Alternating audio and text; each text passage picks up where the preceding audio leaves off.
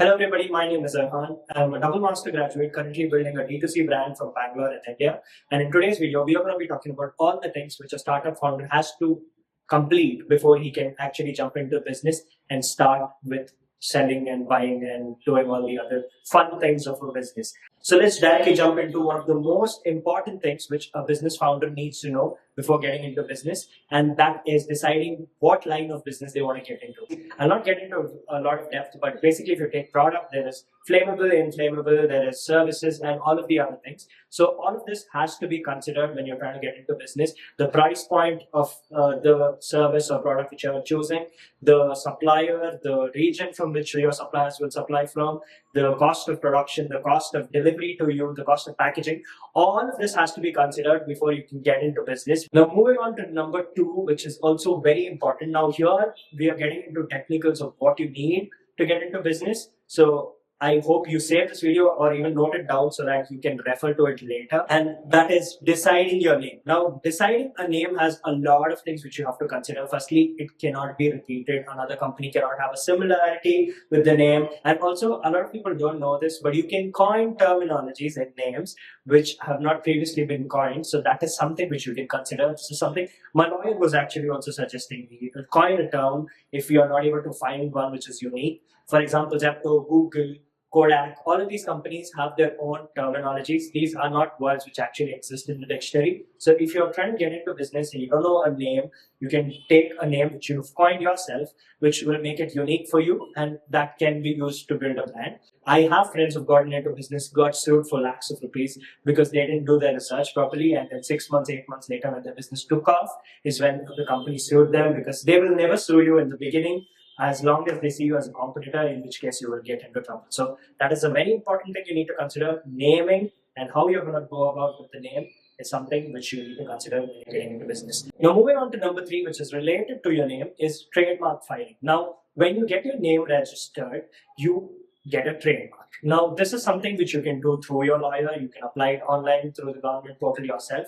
I personally feel you should go through the lawyer, but again, it comes down to personal preference. There are good lawyers who can work very quickly with this, but you will have to sign power of attorney. This is something which I had to do when I got my trademark done. And trademark is not something which happens quickly in India. It takes anywhere from 6 months to 2 years. But the thing is, when you apply for a trademark, you're in that safety net. You are legally no longer going to get into trouble unless there's an overlap with another company. But if you've made your research and if your lawyer has, the reason why I'm saying you get a lawyer is because your lawyer will do the research before they apply for the trademark, and they will tell you what can be changed if your name is, for example, if you're saying something like the Black company. There's so many companies which have similar Black as a word in their names, and all of these companies are going to have an overlap with you. So you will get your lawyer to go back and forth before you can finally finalize the trademark which you're applying for. And they would have done it so many times that they'll tell you what to avoid when naming. So I would definitely recommend strongly to go through a trademark registrations through a lawyer. And once you get a trademark applied, you will have to use TM with the end. So let's say you, for example, if Zepto was the name of your company, you would have to use TM at the end, because your trademark has not yet been confirmed. It has just been applied and you're using it temporarily. So that is something you'll have to do. So get a trademark, be safe. Don't actually get into an online business without trademarking, because it is going to be a huge waste of time if someone else registers that name, and then you'll have built all this brand, all of it, just to go down the drain. So if you're getting into online business especially, make sure you have a trademark, because online is based on goodwill, and if your name is being used by another company and they have trademarked it, all of the goodwill which you've built is gone. A store, it is a little different because it's based on a spot which you have chosen. So customers going back and forth will not care if the name of the store changes, as long as the people who are there are the same. But that is not the case when you're going into online business. So try to avoid not having a trademark if you're getting into an online business. Now, the fourth and the most important thing is choosing the structure of your business. Now, me personally, I would recommend you get into sole proprietorship, but there are other types also. There's an LLP, there's a private limited company, there's a partnership. It comes down to your personal choice. But if you're someone who's starting a small or mid-cap company, mid-cap, maybe if you're going into like crores, then definitely register as a private limited company. But if you're not like going mad, all in capital in the beginning, I would say small sole proprietor is fine, because if you're doing good enough business, there are levels to it, and you can automatically ask your lawyer to apply for a private limited company. Not a problem at all. But sole proprietor is safe. If you're starting off as a small entrepreneur, it is easy.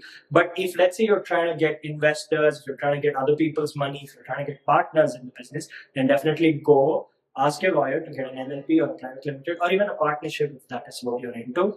Because understanding what you're registering for is also very important in the business. So this is something you'll have to do before your GST registration so that you can at least understand what is it that you're signing up for, and accordingly choose the cost, because each type of company has different costs of registration, and depending on the lawyer, depending on the region, depending on who you know, the cost can vary for even a sole proprietor from 1K to 10K. I've spoken to lawyers who told me 10,000 for sole proprietorship registration, and I've got it done for 1.5K because it was someone who we've been working with for a very long time. But there are lawyers out there who will scam you, so always try to get a second opinion, especially when it comes to registration work. Now, the next document or registration which you have to consider is Udyam or MSME registration. Now, this is something which you need when you're trying to get your GST registration. For this, the registration is pretty straightforward. You can ask your legal officer or legal advisor to do it, or you can even get it done online through a portal, whatever you think is easier. I would strongly recommend, if you're a first timer, not to mess this up and just get it done through your lawyer. Everything, just get one legal advisor, because when you're getting into business, you want to build a team of people, and eventually this team will stick with you forever, or you will filter them as and when you require them and not require them, or get better ones. So build connections, use those lawyers, get this thing move quickly. And Udyam registration is something which is very easy. It just needs your KYCs, and it just will get done in a day. It is that easy. You just need to get your KYC and you give your documents to your lawyer. He will accordingly with your GST number apply for this. So GST comes first, Udyam comes second, but the process of getting your current account open is linked. So all of this is parallelly happening. You get your GST and Udyam applied together with the same lawyer, and then your current account opens. So this is something you need to sort out with your legal advisor.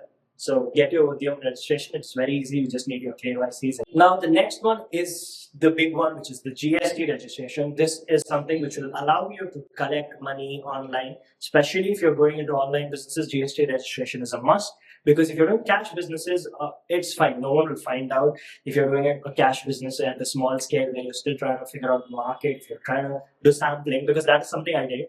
I did a little bit of sampling. I didn't make a massive profit. It was just understanding if my products would sell or not, and that I have been testing back and forth. So during this time, there was no trademark, no name, nothing decided for my brand. I was just selling my samples to see what's happening. And that was a cash business. It was so little that it wouldn't even have drawn any radar from the bank or any authorities. But if you are getting into online business, you definitely need a GST registration. Even if you are getting into an offline business, it is very much advisable that you get it, because you might get sued, there might be a raid, you do not want to have all these problems. GST registration is a must. I got this done immediately, and all of the documents which are needed for this are the same as your Udyam certificate. The only extra would be the fact that you need your Udyam certificate also to be completed, because your current account cannot be opened without your Udyam certificate. And once you get that and your GST number, you can open your current account. So you apply for your GST number, you get a GST number through your legal advisor. The legal advisor will do all of this. It is up to your discretion. If you want, you can apply this also on your own, but it's just a mere 1,000, 2,000 rupee expense. So I would say apply to a legal advisor, because this is your first time doing it. And if you've not had experience, this is something you want to consider. Now for the current account process, it is a little annoying because you need a board of your business. Even if it's an online business, let's say you chose a name, in which case you will have to get that registered and then get a board with your address and GST number on that board, which you can put outside your office. Even if you're working from home, you will have to just put it up somewhere, and wherever your GST address is, the same address has to be given. And then you have to put the board outside. Then you will apply. The bank officials will send a person to your office, and then you'll have to name your company, the address of your company, and the GST number. And it has to be in both the regional language and English. So once this has been sorted, they'll send a person, they'll come down, they'll take pictures, they'll take a satellite image, and once all of this is done, they'll go back and then they'll approve. So this will take about 3 days to 1 week for it to happen. So When you're applying for your current account, these are the things which you need, which is your GST number, your Udyam certificate, and then you need a board with your company name on it, which is a little annoying, but you can still get it. So that is something which you need to know, and it can take some time. All of this process together can take a month sometimes, given there is a lot of back and forth. If you don't have any document, if you want to get your Aadhaar updated or your PAN card updated or your photo is too old, all of this can extend your timing. So if you're planning on, let's say, quitting a job to start business like I did, then I hope you take this video seriously, because all of this will save you time. Now, coming to the final and the most important thing, which is your website. When you do your trademark registration, I would also say please get your website or domain name registered. You can use websites like GoDaddy to get to check if the name you've chosen is actually available. And I would say even before you actually apply for your trademark, get your website sorted, because you want everything to be unanimous. Like, you want it to be in the same name. You don't want your business name to be the Black Company and then your website to say BLK. It got a little long, but these are all the things which I wish someone else had told me before getting into business, because it would have saved me so much time and effort, and I could have just gone step by step and finished everything before actually quitting my job to start my business. So if you are in that situation, I would say start off with all of these things, because you can do this while you are on the weekends also. You don't have to be actively available. So do all of this, and in the meantime, work with your job. Or if you're still starting off with your business, doing sampling and all that, you can do that, because that is what I did. But yeah, that is it for my video. I hope you learned something, at least from this video, because I myself am a new founder and I'm still going through this process and I'm documenting everything I'm learning. So I hope this has helped so that you yourself can also learn and then grow. So anyway, subscribe to my channel if you are a new founder, and we can continue documenting our journey, and we'll see where this ends up. Anyway, thank you so much for watching. I'll see you guys in the next video. Take care.